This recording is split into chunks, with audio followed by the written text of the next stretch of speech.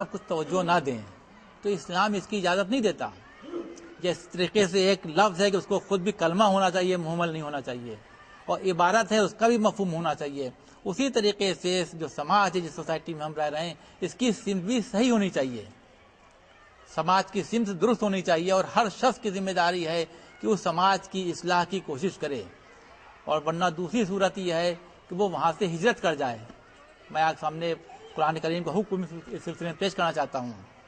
باقاعدہ قرآن شریف میں حکم موجود ہے. یہ دوسری بات ہے کہ جب ہم واقعہ کربلا کا تذکرہ کرتے ہیں تو قرآن کی ان آیات کو پیش نظر نہیں رکھتے. ہم یہ تو کہہ دیتے ہیں کہ رسول اللہ کے نواسے تھے امام حسین علیہ السلام، اس لیے انہوں نے بیعت سے انکار کر دیا. آسانی سے کہہ دیتے ہیں.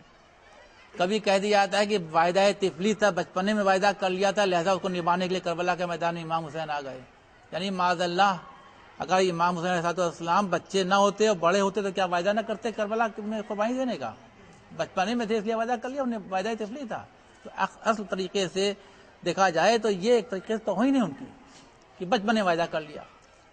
یا اگر ہم کہہ دیں کہ رسول اللہ کے نواسے تھے تو اس کا مطلب یہ ہوا کہ اور تو کوئی نواسا اس دنیا میں موجود نہیں تھا کسی بھی نبی کا، تو کسی کی ذمہ داری بھی یزید کی مخالفت کرنے کی نہیں تھی.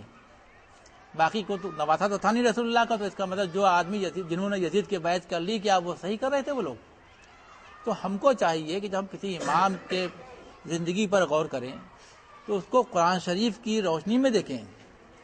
قرآن اور اہل بیت کو الگ کر کے سوچنے میں گمراہی کا اندیشہ جیسے کہ ہم دیکھ رہے ہیں کہ ہو رہا ہے. دیکھیے سورہ نساء میں ارشاد ہوا، 97ویں آیت ہے، آپ سنیں، توجہ کریں اس کو.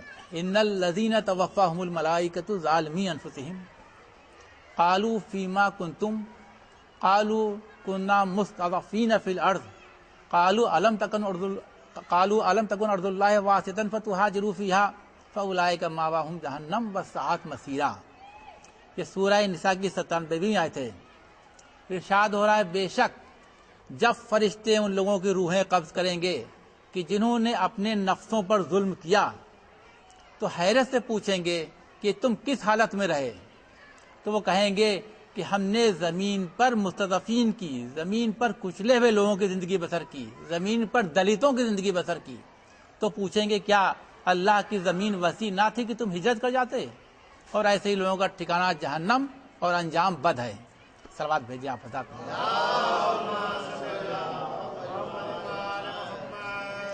یعنی اس سورہ نساء کی اس آیہ کریمہ میں اس بات کو واضح کیا گیا کہ وہ لوگ کہ جو ایک ایسے سماج میں رہ رہے ہیں جہاں ظلم ہو رہا ہے، جہاں فساد ہے، اور وہاں سے وہ یا تو اس کی اصلاح کی کوشش کریں یا وہاں سے ہجرت کر جائیں، اور اگر ایسا نہیں کریں گے تو ان کا انجام برا ہوگا اور ٹھکانہ ان کا جہنم ہے، جو کہ برا ٹھکانہ ہے.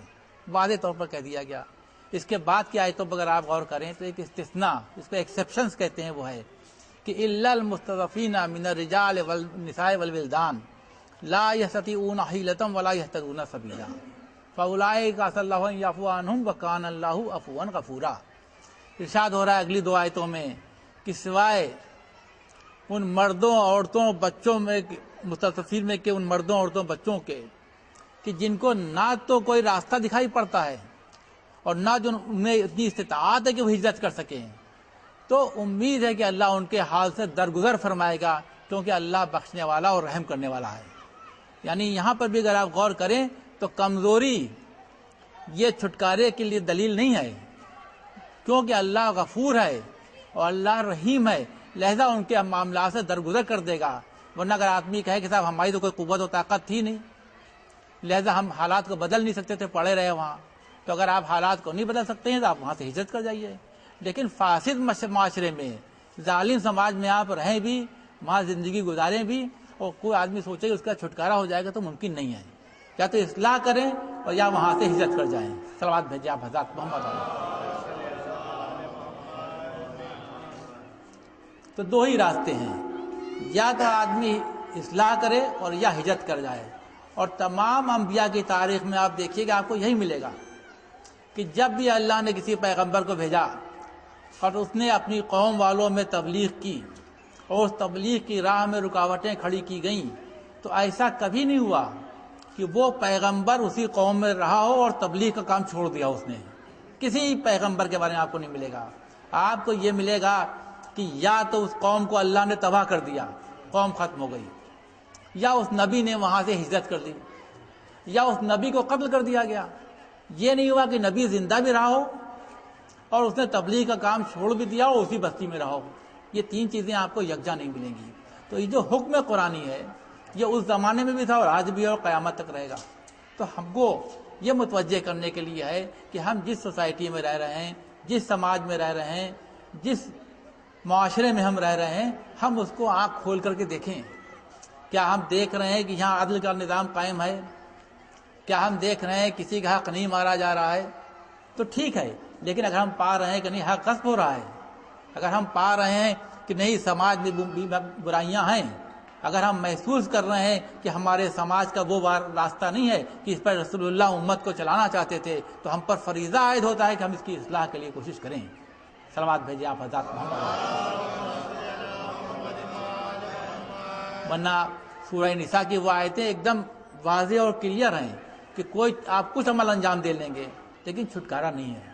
دیکھیے بعض جگہ شریعت ہم لوگوں کے لیے بہت سخت قانون بھی مقرر کرتی ہے۔ اگر ایک آدمی کے پاس پیسہ ہے اور استعداد ہے اور پاسپورٹ وغیرہ بھی اس کے پاس ہے کہ وہ سفر کر سکتا ہے اور اس کے بعد وہ حج نہ کرے، تو جو بھی اس نے عمل انجام دیا ہو، لیکن اس کو کہا گیا کہ اس کی موت مشرک کی موت ہوگی، بطور مشرک کے اس کو اٹھایا جائے گا۔ تو اسی طریقے سے ان آیات میں بھی اس بات کا واضح حکم دے دیا گیا ہے کہ انسان اپنے سماج کے لیے ذمہ دار ہے، اپنے سوسائٹی کے لیے اس میں وہ رہ رہا ہے وہ مسئول ہے۔ اس کی ذمہ داری ہے کہ سماج کا جہاں وہ رہ رہا ہے تجزیہ کرے اور دیکھے کہ یہاں کے معاملات کیسے ہیں، کیا احکامات الہی کی پابندی ہو رہی ہے یا ان کا مذاق اڑایا جا رہا ہے۔ تو میں سامنے عرض کروں، کم سے کم میرا مشاہدہ یہ ہے کہ ہمارے یہاں سماج میں وہ سب برائیاں موجود ہیں جن کو اسلام مٹانے آیا تھا۔ مسلمانوں کا تفرقوں میں بٹ جانا، فرقوں میں بٹ جانا، فرقہ بندیاں ہونا، اپنے آپ کو ہر فرقے کو یہ سمجھ لینا کہ ہم سچی راہ کے پر ہیں، ہم جنت میں پہنچ جائیں گے، دوسرے فرقے والے کے لیے کہنا کہ تمہارے تمام اعمال غلط ہو جائیں گے۔ یہ چیز پائی جاتی ہے، ہمارے یہاں موجود ہے۔ آپ تقاریر سنتے ہیں، یہ باتیں منبر سے ہوتی ہیں، لیکن کیا یہ باتیں قرآن سے مطابقت رکھتی ہیں؟ کیا یہ باتیں تعلیمات رسول کے مطابق ہیں؟ تو آپ کو قرآن شریف میں یہاں تک ملے گا کہ جن لوگوں نے اپنے دین میں تفرقہ کیا اور گروہوں میں بٹ گئے، یہ رسول تمہارا ان سے کوئی تعلق نہیں۔ یعنی بھلے ہی ہم کہیں کہ نہیں ہم رسول کے امتی ہیں، لیکن رسول اللہ کا قرآن یہ کہتا ہے ان لوگوں سے کوئی تعلق نہیں۔ تو ہم کو آج آنکھ کھول کے دیکھنے کی ضرورت ہے۔ آج بحیثیت امت یا ملت کے مسلمانوں کا تشخص ختم ہوتا جا رہا ہے، کوئی قوت و طاقت نہیں رہ گئی ہے، کیونکہ تفرقہ ہے۔ اور یہ ہر انسان اپنی عقل سلیم سے سمجھ سکتا ہے کہ اتحاد میں طاقت ہے اور تفرقے میں جو ہے طاقت نہیں رہ جاتی۔ تو اگر ہم کو طاقت چاہیے، اگر ہم ایک باعزت زندگی گزارنا چاہتے ہیں، تو ہم کو قرآن کریم کے دامن میں آنا چاہیے اور ہم کو صحیح جو مبلغ تھے قرآن کے، ان کی سیرت کا اتباع کرنا چاہیے کہ انہوں نے اپنی ذات پر اسلام کے مفاد کو مقدم قرار دیا۔